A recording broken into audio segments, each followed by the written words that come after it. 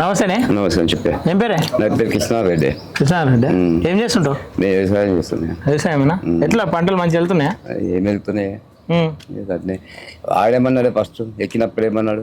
గిట్టుబాటు ధరలు ఇస్తాను. గిట్టుబాటు ధర 500 బోనస్ ఇస్తాడు ఇవన్నీ అన్నాడా? అన్నాడు. 500 బోనస్ ఇవ్వకపోయి ఉన్న వడ్డాన కొన్నాడా లేదా? కొంటలేడా? ఏదా ఐకేబుల్ స్టార్ట్ కాలేవా? ఏదా ఇస్తాడే? ఆయన ఈ రైతులకు ఇబ్బంది లేదంటున్నావు. అయ్యో ఆయన అన్నది ఆయనకే తెలుసు కదా, అది అంతేనా? ఆయనకే తెలుసు. ఆయన నాకు ఇప్పుడు ఎమ్మెల్యేలు ఎంపీలు వీళ్ళందరూ ఎంపీలు అంటారు, సారీ మినిస్టర్ అంటారు కదా, వాళ్ళకే తెలుసు. అంతేనా? నిజంగా అన్నట్టు ఏం జరుగుతలేదు ప్రజాపాలన? ప్రజాపాలన ఎన్నట్టు చేసిండు ఆయన?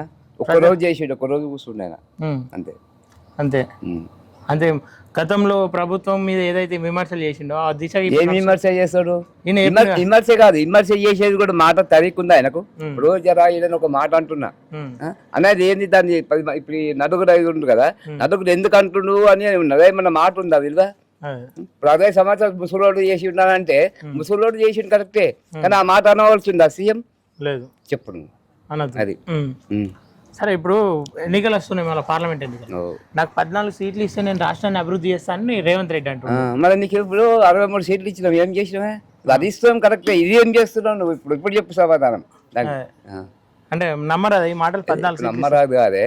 ఇప్పుడు సేటు 80 లక్షలు పెట్టి ఇల్లు కట్టిండు, ఒకటి కుంగిపోతుంది పోతుంది, పోదని కాదు, ఇక్కడ మనమే ఉన్నాము, పోతాం పోతాం కానీ ఇదైపోతుంది. ఎప్పుడు కూడా పోయిన దాని గురించి ఆలోచించకు, రేపు జరిగేది ఎట్లా, దాన్ని ఎట్లా చేస్తే బాగుంటది అది మాట్లాడాలి. అంతేనా కదా? రేపు అంటే ఎట్లుండబోతుంది అనుకుంటున్నాను. చాలా కష్టం అండి, ఇది కష్టమేనా? కాంగ్రెస్ వెళ్ళదా? చాలా కష్టం అది. అభివృద్ధి దిశ ఏం లేదంట? లేదు ఆయన, అంతేనా? ఆయనకు లేదు, ఆయన మాట్లాడలేడు, ఆయనకు తరీకా కూడా లేదు చేసేది. ఇప్పుడు ఎలక్షన్లు వస్తున్నాయి కదా, మరి ఓలకేద్దాం అనుకుంటున్నాడు.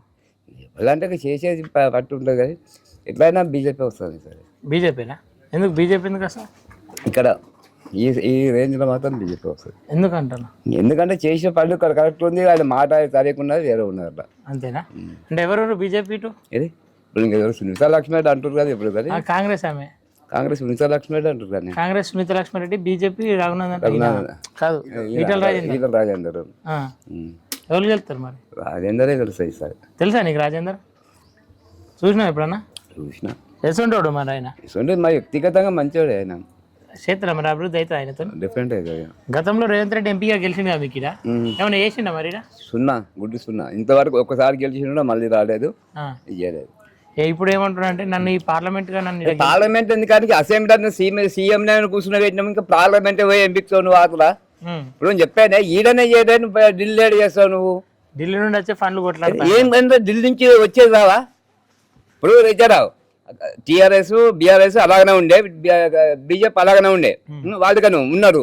ఉన్నప్పుడు ఏం చేసి వచ్చేది ఇస్తూనే ఉంటారు, చేసేది ఖర్చు పెట్టేది ఉండాలి కదా. నువ్వు ఏమన్నదే 5 గ్యారెంటీ ఒక గ్యారెంటీ ఇచ్చాడు చెప్పు, ఏది ఇచ్చిండు కరెక్ట్ గా? నువ్వు కాగితాలు పెట్టినా ఒక్కొక్కడు జిరాక్స్ తీసి ఎన్ని వెయ్యిలు కోట్లు పెట్టిండే, అది జిరాక్స్లకే.